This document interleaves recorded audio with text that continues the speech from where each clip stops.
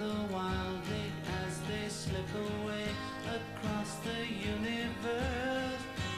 Pools of sorrow, waves of joy are drifting through my opened mind, possessing and caressing me.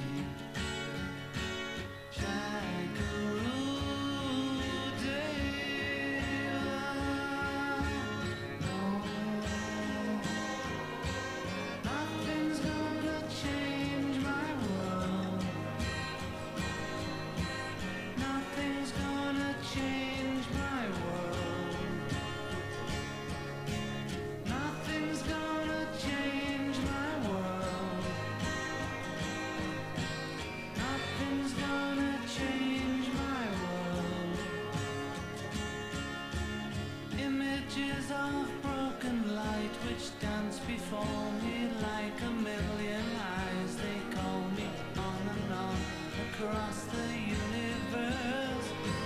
Thoughts meander like a restless wind inside a letterbox. They tumble blindly as they make their way across the universe.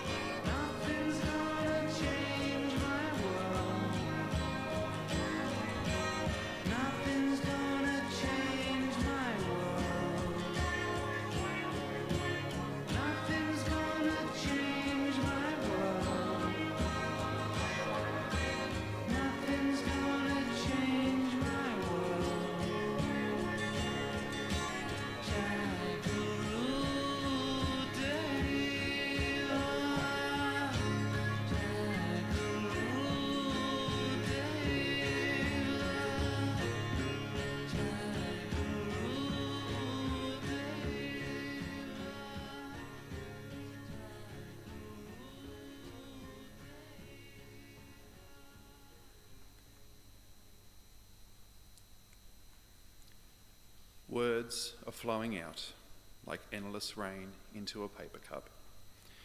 They slither while they pass. They slip away across the universe. Good morning, ladies and gentlemen. My name is Jesse, and we meet today to pay tribute to the life of Lewis Wingate Rout, better known as Lou, and to express our love and our admiration for him. It was Lou's wish that the proceedings here today be simple and sincere, and it's my privilege to play just a small part in honouring that request. It was important to him that his funeral ceremony should reflect who he was, a down-to-earth, charismatic man devoted to his family. Today, for each of you gathered here, it is a sad day, but nevertheless, it is a good day, because we're not here to close the door on the life of Lou, but to honour his wish, his life, and his memory by keeping that door open, and to celebrate his good times lived and his character, to allow the memories of him to flow, to make us smile, to prompt us to follow his example and be thankful that our lives have connected. Lou was a loving husband to Bev for 45 years. A loved and respected father and father-in-law to Kathy and Chris and to Richard.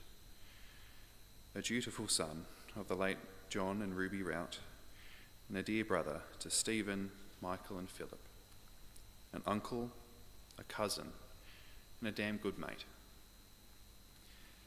On behalf of all Lou's family, I'd like to thank each of you gathered here today for your love and your support shown both to Lou and to them.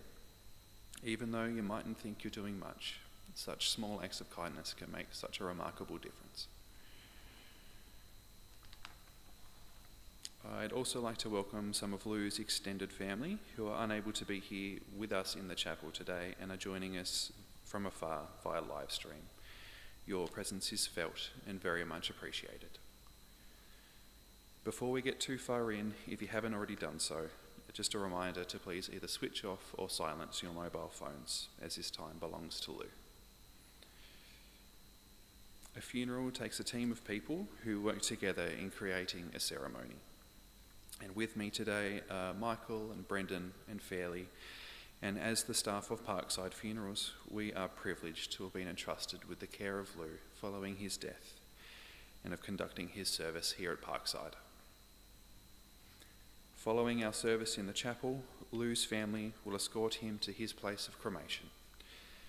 As they do this, they warmly invite you to stay here and await their return, and then join them here for some light refreshments and to continue in sharing stories and remembering Lou's life. Today is a day when stories will flow, stories that capture the essence of the man that Lou was, stories that may make us laugh, remember things long forgotten, and remind us of the good times that we've shared. It's always a pleasure for me to dig around to see what I can find out about a person and to hear their stories. But I love it even more when a family is moved to put pen to paper and write their own reflections on the life of someone they love. And Lou's family has done just that. We'll also have a few prepared tributes this morning, and after that will be an opportunity for anybody else who might like to share a memory of their own. So consider this your heads up. But now it's my privilege to present this eulogy on behalf of Lou's family. Lewis Wingate Rout was born on the 18th of November 1956 in Forbes, New South Wales. He was one of 4 brothers alongside Stephen, Philip and Michael. At the age of 13, Lewis left Forbes with his family. After moving several times, they eventually settled in Oberon, where he met the love of his life, Beverly. Like many young couples, Lewis and Bev had a few challenges along the way, especially with Bev's mother, Beryl. But those stories became part of the family history and were often laughed about in later years. Lewis and Beverly were married on the 12th of September 1981 and built a life together that lasted almost 45 years. Together they raised 2 children, Kathy and Richard, and created a family filled with love, laughter and unforgettable memories. Lewis moved from Oberon to Bathurst and later transferred to Dapto for work. Throughout his life, he had a genuine passion for cars and motorbikes. One vehicle he often spoke about was his Datsun Bluebird Turbo XB 2-door GT. It's a mouthful, isn't it? Which he would later joke he should have never sold. After leaving Rockler, Lewis became a car salesman and was good with people and had a natural gift for conversation. Before long, he owned and operated his own car yard. After running car yards for 8 years, Lewis and Beverly made a bold decision. They packed up and moved to Tasmania, where they purchased and operated the Bischoff Hotel in Waratah. Together with Kathy and Richard, they worked hard to renovate and run the hotel. For 13 years, they poured their energy into the business, becoming part of the local community and meeting countless interesting people along the way. Lewis loved motorsport and was fortunate enough to meet many well-known names in the industry. Drivers such as Jim Richards, Tony Longhurst and Marcus Ambrose were among those he admired and enjoyed meeting. After retiring, Lewis and Bev settled on the hill overlooking the hotel they had worked so hard to build together. Retirement also gave them the opportunity to travel extensively together. They explored Australia on their motorbikes and later travelled around the world. When asked about his favourite destination, Lewis could never quite choose. There were simply too many wonderful places and memories. Lewis was known for his sense of humour and his gift of storytelling. One family story involved Lewis falling asleep in his car after having a few drinks. Bev came outside at 3 o'clock in the morning to see what he was doing, only for Beryl to appear moments later holding an axe and demanding to know what was going on. While Lewis was in the car, while asking Lewis if the car was insured, because she was ready to give both him and the car a hiding. Another memorable occasion involved a baked dinner at Beryl's house. Somehow, a cake of soap fell from the windowsill into the baking dish. The meal was served anyway, and after a few bites, everyone began to wonder why it tasted so unusual. It didn't take long before suspicions were raised. Lewis and Bev also had their fair share of encounters with the law while travelling on their motorbikes. More often than not, Lewis could talk his way out of a fine. If anyone was getting booked, it was usually Bev. 5 years ago, Lewis was diagnosed with prostate cancer. What followed showed the true measure of the man. I have never known anyone to research a disease the way Lewis did. He left no stone unturned. He investigated treatments, medications, supplements, specialists, and second opinions. He travelled wherever he needed to go and tried everything that he could to extend his life and spend more time with the people he loved. For the aggressive form of cancer that he faced, 5 years was an incredible achievement. Lewis fought with determination, courage, and resilience right until the very end. Until, however, the disease caught up with him. On a personal note, it was my privilege to know Lewis as a friend, family member, husband, father, and mate. If you needed advice, all you had to do was pick up the phone. No matter the subject, Lewis always had an opinion, a story, or some wisdom to share. He was generous with his time, loyal to the people he cared about, and always willing to help.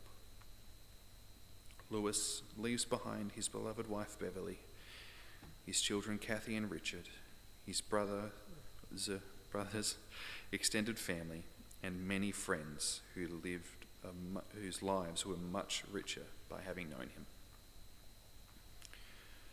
While we mourn his passing, we also celebrate a life well lived, a life full of adventure, hard work, laughter, friendship, family, and love. Lewis, you fought hard, you loved deeply and lived fully. You will be missed, remembered, and loved always. Rest peacefully, Lewis. Thank you. It's beautiful. As I mentioned before, we have a few prepared tributes this morning. Firstly from Lou's children, Kathy and Richard. And first I'd like to invite Kathy and Chris up together now.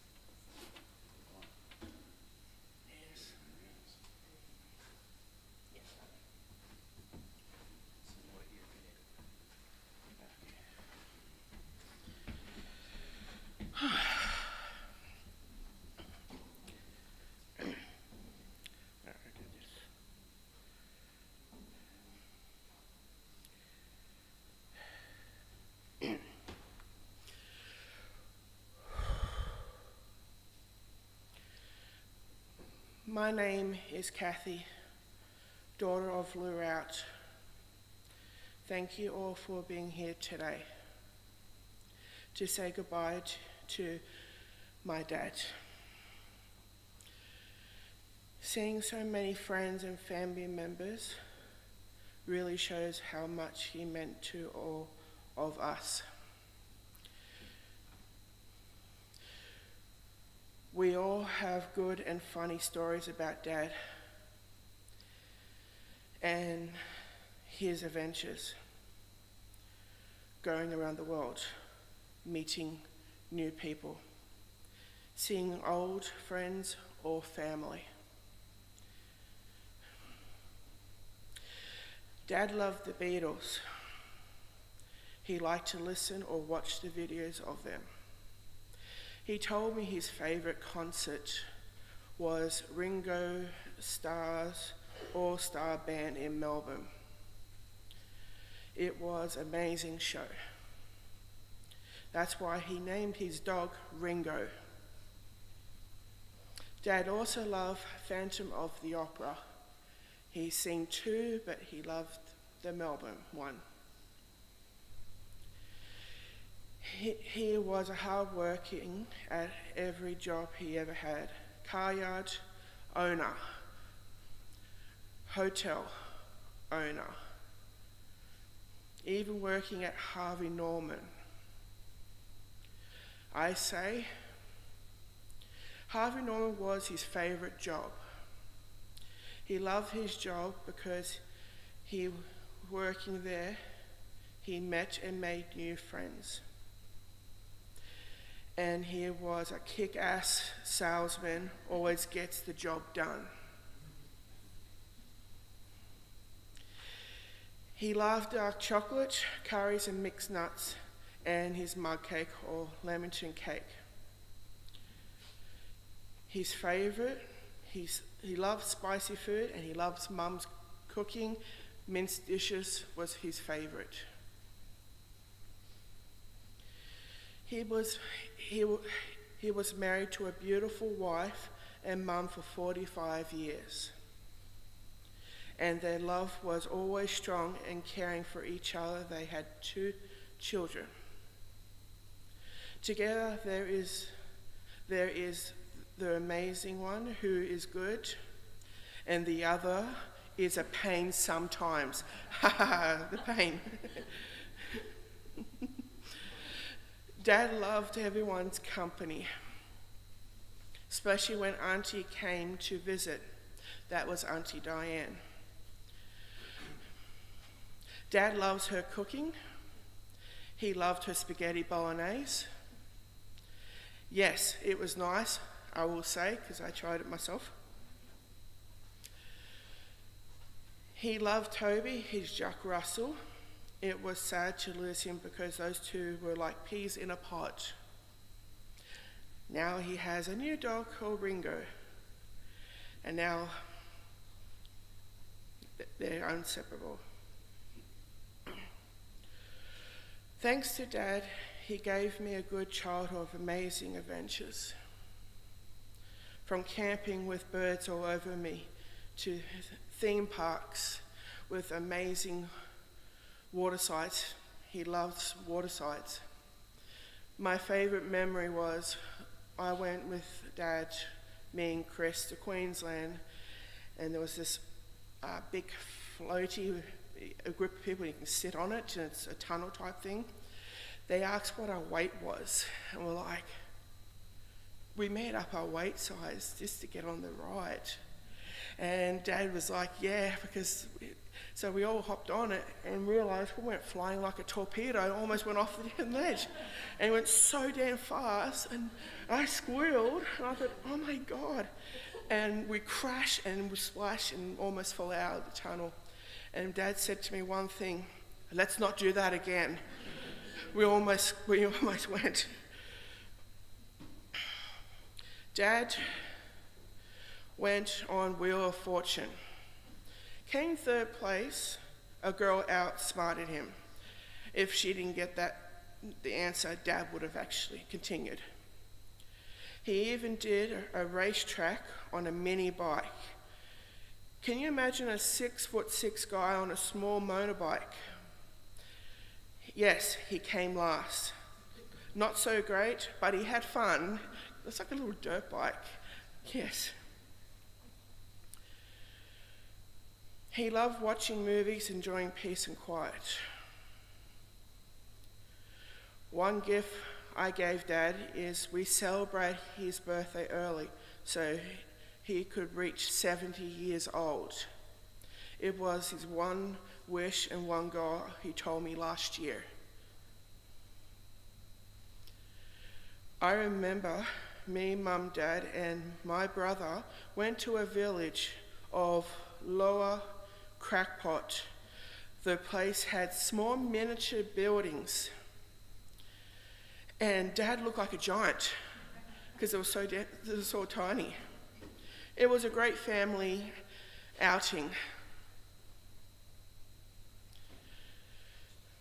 My favourite memory was Dad and I went to Devonport, and there was a special ship. And you can walk around, look around, try the wheel and stuff. But can you imagine my dad being so tall on this ship? He was hitting his head way too much. And he was like crouching like this. He said, I wish it had more room. And it was so much bending because he was too tall. But what we liked more than anything there, first time ever, they're shooting the cannon to celebrate for the Navy to go to war. And we had a total blast watching them shoot out these cannons. He also loved the circus. We even got to see a human shot out of a cannon on the 50th anniversary. And he just loves the little bikes going in the thing. He loves circus, puppet shows, musicals. Dad helped me and Chris in so many ways and helped Chris get a job at Harvey Norman. Because he's so strong, they love him. Dad helped us if we need it, like getting a car. Dad even helped me get my first house. When Dad goes on trips to Asia, countries or overseas, they are shocked how tall he is because they're all smaller size. And they love it. And to them, he's a giant. He told me his favourite place, he loved Hawaii. The food, it was a magical place. He loved cruises. He loved the boat cruises. He loved meeting new people and made new friends. And even to this day, they're still friends. It's easy for Dad because he's the type of person to make friends with everyone. One time I made him a spicy chicken wrap with chicken and bolognese sauce. I went to AgFest and bought this unknown spicy sauce, and I spreaded it on it.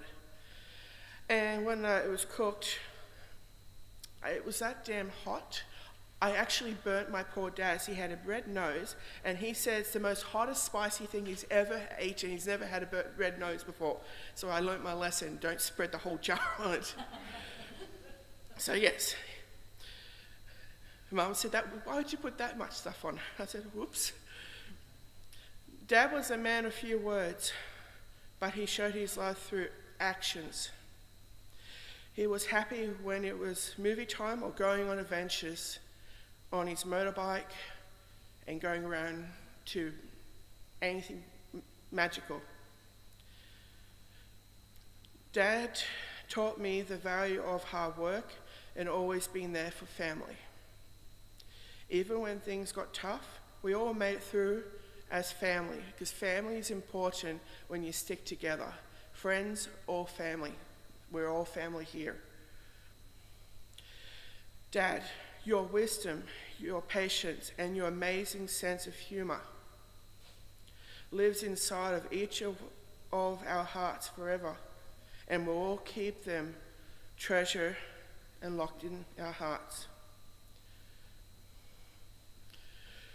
I'm so proud to be your daughter. Dad, without you, I wouldn't be the person I am today. You built your home, a family that loves you, and that no one can take that away. Dad loves his motorbike. He has a lot of adventures, been to a lot of places with friends, family, and Mum on the journey. Mum always was the cooker. Mum always helped, but she was always one of the boys when she went on all those lovely travels. There'd be a lot of stories through there. And now, Dad, it's time to do one last ride to the gates of the light, to the angels, and right there you'll be with Toby and anyone else, loved ones up there. I miss you and I'll love you. I'll never forget everything you taught me, and I'll always remember you.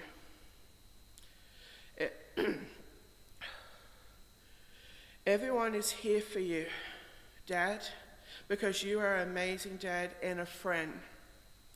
Because everyone here, because you touch each of their hearts with your kind words, your goofy side, and great smile. So rest in peace, Dad. I will miss you, so will everyone. Keep watch over us. Thank you, everyone, for coming and listening to my speech. I bet you all have amazing stories about my dad. Thank you. Okay.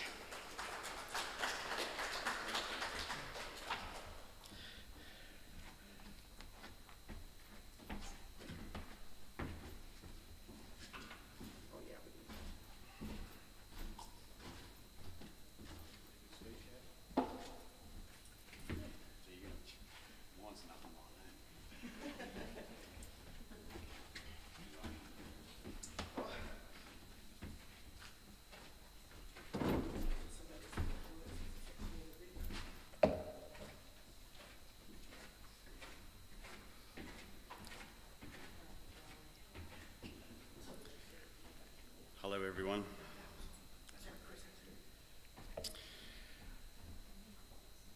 I don't think I can beat my sister's speech, but mine's pretty simple. But dear Dad, I still can't believe you're gone. Even writing those words doesn't feel real. For so long, no matter what happened in life, you're always there for me. Maybe not always beside me, but always somewhere in the world. And now I find myself looking for someone who isn't there anymore. I'm angry, not at you, just at the whole situation. I wasn't ready to lose you, and I don't think I ever would have been. Watching cancer take you was one of the hardest things I've ever experienced. I watched a man I admired fight for one of the toughest battles imaginable. And even when your body was failing, your spirit never did. The cancer fight is over now. You can finally rest. But I want you to know something. I don't think I ever told you enough how proud I am to be your son. You achieved things I'll probably never achieve. You earned respect everywhere you went. People genuinely liked you. They trusted you. They wanted to be around you. I remember the story from Harvey Norman when the AEG representative said, "We need more Lewises." That wasn't because of who you were. That wasn't because of the sales numbers. That was because of who you were. And that seemed to follow you everywhere you went. The strange thing is, Dad, I've spent a lot of my life feeling like I'm nothing like you. You could walk into a room and make friends. I usually want to walk out of the room and avoid everybody. You were somebody. I still spend a lot of time feeling like a nobody. Maybe that's why losing you feels so frightening. Because for a long time, you've been the person I've looked towards when I didn't know where I was going. Now I have to figure out how to navigate this world without you. And honestly, I don't know how. But I do know this. The man I spent the last few months caring for, talking to, sitting beside, massaging, helping and fighting alongside wasn't just my father, he was my mate. And if I had the choice to do it all again, every hospital visit, every difficult day, every sleepless night, every conversation, I would. Because every extra minute with you was worth it. I hope you know how much you were loved. I hope you know how much you mattered. And I hope you know how proud I was to call you Dad. I miss you, I love you, and until we meet again, I'll keep moving forward the best I can. Love you always, your son.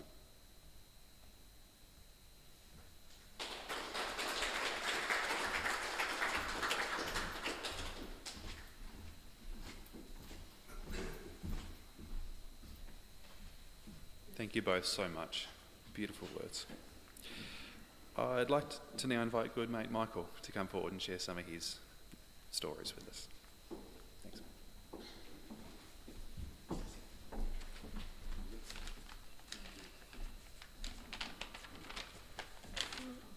For those who don't know me, my name's Michael, as Jesse said, friend of Lewis and Bev's.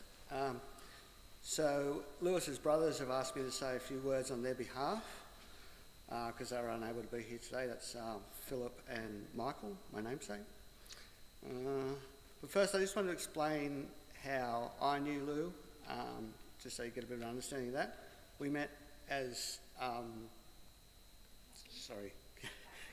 Kathy was saying we met on a cruise to Hawaii.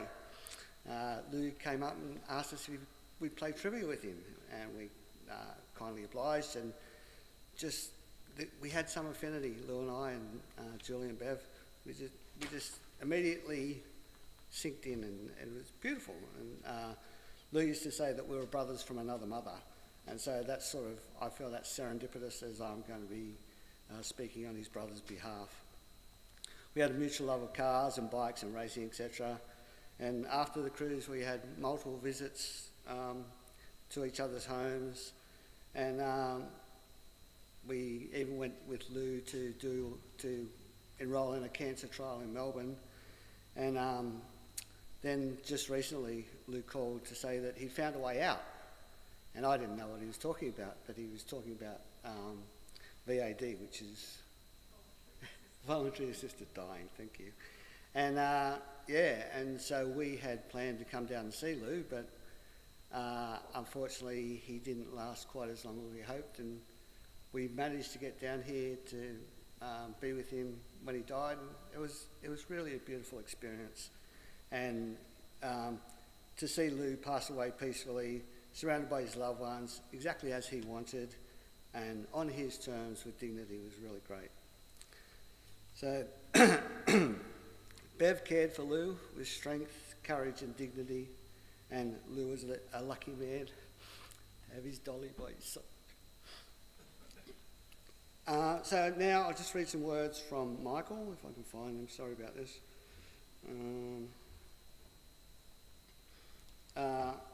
So Michael just wanted to say thank you for the memories of collecting bottles by the sea, riding the little motorbike and hanging out with you and your mates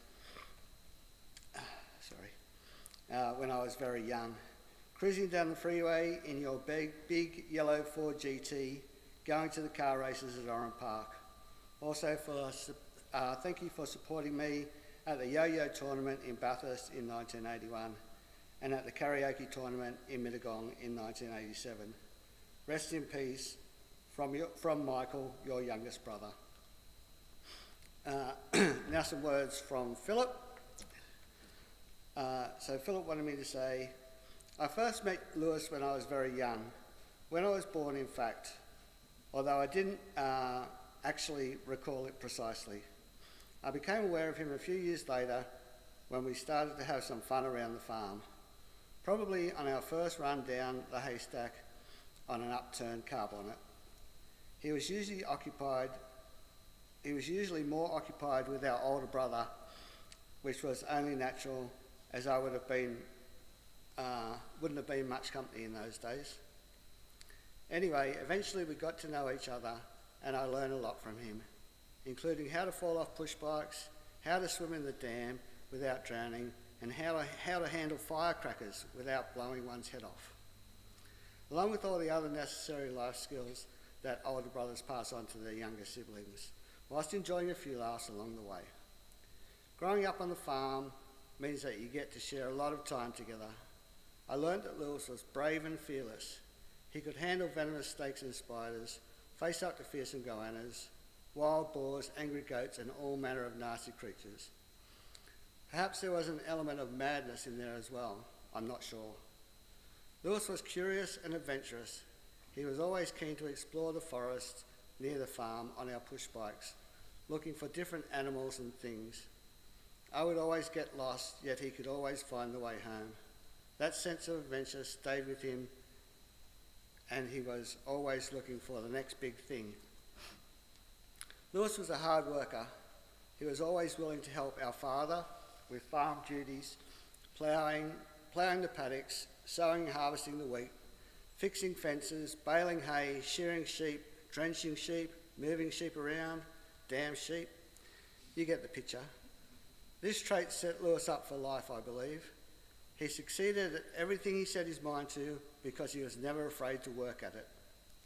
As time went on, Lewis and I began to share more time together, and I began to appreciate that his talents lie in more constructive pursuits, particularly in the automotive field, which was where we shared a common interest which persisted throughout our lives.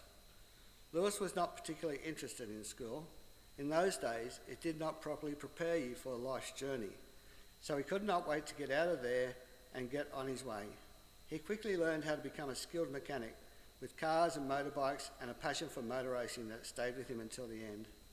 He dabbled in it himself at an amateur level on racetracks and may have overstepped the mark on public roads once or twice as well, but I can't confirm or deny this.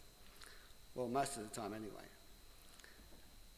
I cannot count how many engines, gearboxes, and differentials I had to assist with the changing of during my teenage years. Lewis had black hands. I thought it was a birth defect at first, until I realised that mine began to change to that colour the longer I spent time with him. I could never understand the appeal of lying on one's back, staring at the underside of a broken car all day long. Lewis was also always decisive and never one to hesitate, which was one of his strengths. When he met the love of his life, he did not let her go away. They got married, started a family, and the rest is history. I'll let Beverly take up on the story from there. I continued to see Lewis on and off over the years. I babysat with him when each of the children were born. I babysat the children when he and Bev took off for an occasional weekend away. I enjoyed body surfing with him when they were at Wollongong, although Lewis often chickened out when the water was too cold. We played snooker and ate prawns. There was an occasional beer, but I was an underachiever in that regard. He made homebrew. It was good. He moved to Tasmania and I saw him less. I was amazed at his resourcefulness to change career from car salesman to publican in such a short period, but not surprised, decisive as usual. So as I moved further north and he moved further south, the physical distance between us increased. However, the family bond remained as close as it ever will. I will miss you, Lou. Rest in peace, brother. And that goes from all your brothers, Lou. Thank you.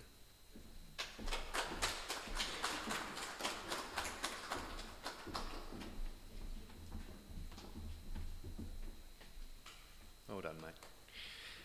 And thank you to Michael, both Michaels, and to Philip. As I mentioned before, got an opportunity now for anybody else who might like to say something. So I think there might be a couple of people who are keen to, so if there's anybody that would like to, please come forward.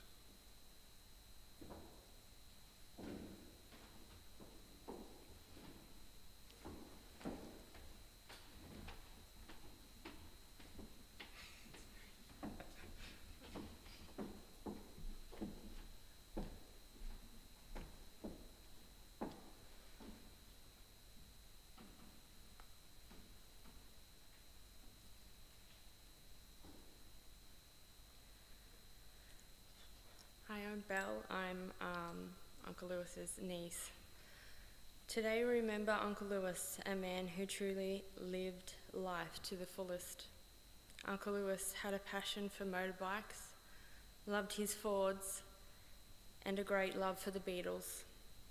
He also had a gift for sales that was second to none. In fact, he was such a great car salesman and retail salesman that I'm sure he could sell ice to an Eskimo.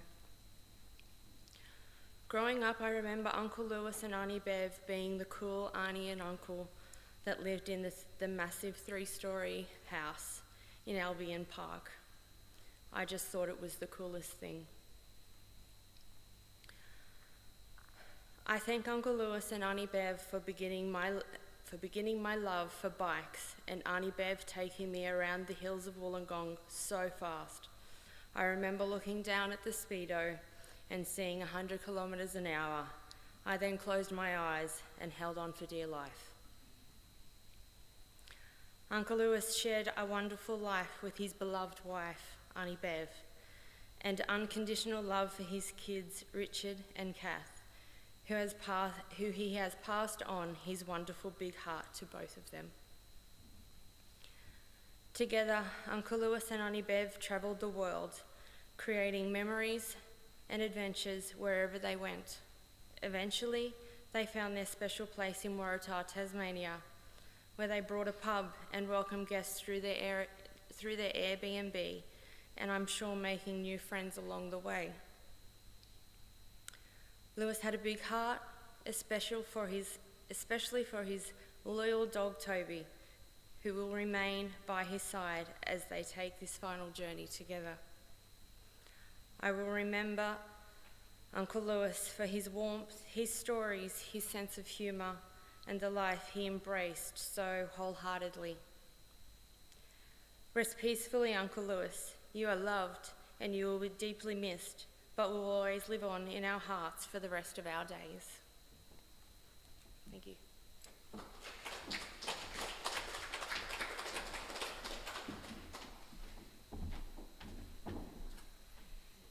Thank you.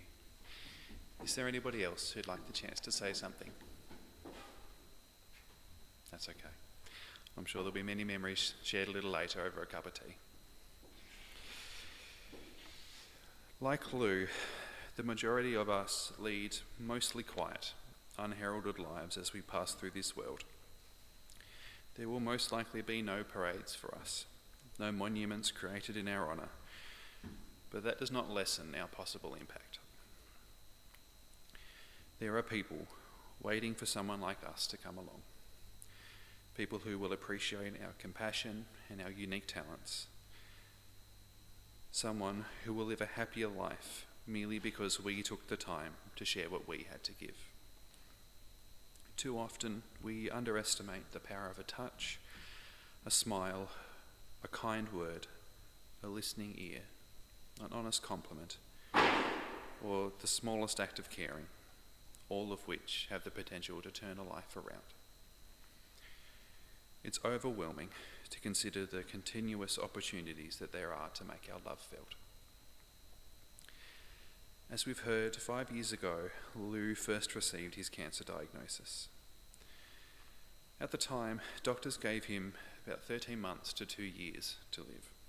And although at times he downplayed his pain and his discomfort to health workers, he was determined to give all that he had to stay as long as he could.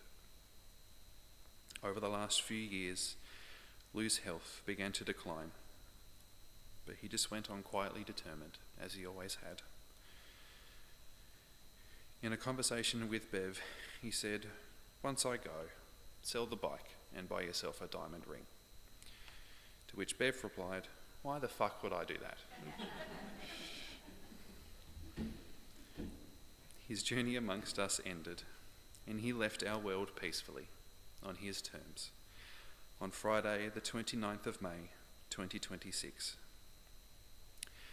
At 69 years old, Lou had lived a full and varied life, and we could sit here all morning just talking and reminiscing about his journey, and we would still barely just scratch the surface. Our thoughts are with his family, who have unselfishly devoted themselves to supporting him through his times of ill health, and also in turn to their dear friends who have supported them. Whether or not we have succeeded in accurately portraying Lou's life is surely, as Charles Gaines has written, no person can sum up the life of another.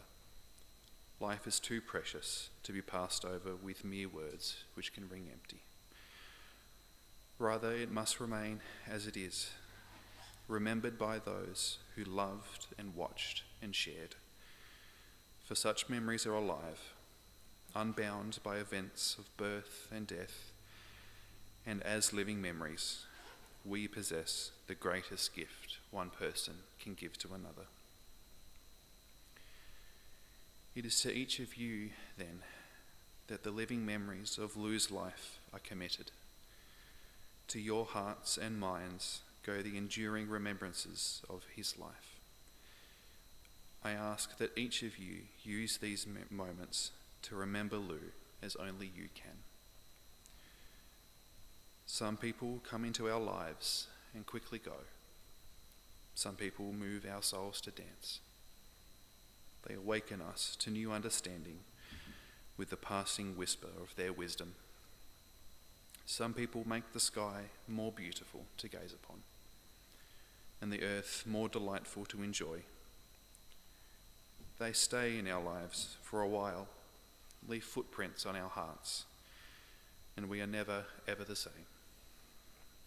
Lou was one of these people. We know that Lou's spirit and his living made a difference and will continue to do so, as long as each of you remember him in your hearts and carry the lessons of his life with you. You are now the representatives and the ambassadors of his legacy. He gave you wonderful gifts of perseverance, resilience, acceptance, and love. He showed you how to live with a strong and positive heart and how to be thankful for what you have. Grieving is bits of many things: memories, regrets, reminders, each of which bears its own special weight. Each bit has to be gone through, patiently, sometimes silently, sometimes painfully, as one goes through old papers in a long-forgotten trunk, considering each one separately, remembering, and assigning it to a new box in your heart. Healing too is bits of many things. Smiles that happen more often as days pass. Memories which once brought sadness and tears, turned warm by the returning sun. New things and people to love. A day will come when there will be more bits of healing than there are of grieving, and the reasons for joy will begin to pile up. And so what we're essentially doing today is putting away Lou's body. We deeply respect his body because it's what his parents gave him, and it carried around his spirit, his character, himself, his being for 69 years. But now the thing that drove his eyes, the thing that gave us his smile, the thing that knew you and let you know him, the thing that enlivened his body is gone. But that thing will never be completely lost to you, however, because you'll all have a little bit of it stuck inside you. You'll always think a bit like Lou. You'll act a bit like Lou. You'll laugh at the same things, and you might cry a bit from time to time because of Lou. He'll visit you in your dreams, and you'll think you overheard his voice in a crowd, and tears may form, but so will a smile. Go in peace, Lou, supported and nurtured by those who love you. Be strong, be free, and be proud of who you have been. Know that you will be mourned and missed, that no one can replace you, that you have loved and are loved. And so it's with love and gratitude that we now commit all these fond memories to be locked away in our hearts as we gently yield your body to its end with nature. We celebrate you, we honour you, but most of all, we pay tribute to the consistent love and support that you always shared so willingly with your family and with your friends. And so just as there is a sunrise, there must be a sunset. Lewis, Wingate, Rout, tenderly and reverently, we give your body to nature's elements, and ultimately to the precious earth from which all things come, and to which, in the end, all things in life return. Earth to earth, ashes to ashes, and dust to dust. In the blowing of the wind and in the chill of winter, at the opening of the buds and in the rebirth of spring, you will be with us. And in the blueness of the skies and in the warmth of summer, in the rustling of the leaves and in the beauty of autumn, you will be with us. As long as we can dream, as long as we can think, as long as we have memories, we will love you. As long as there is time, as long as there is love, as long as we have the breath to speak your name, we will love you. Thank you, Lou, for all that you were and all that you gave. In the end, the love you take is equal to the love that you make. Ladies and gentlemen, can I ask you to please stand as we escort Lou on his final journey? And if you're able, I encourage you to walk with his family or remain here for their return as we continue in sharing stories of Lou. Thank you.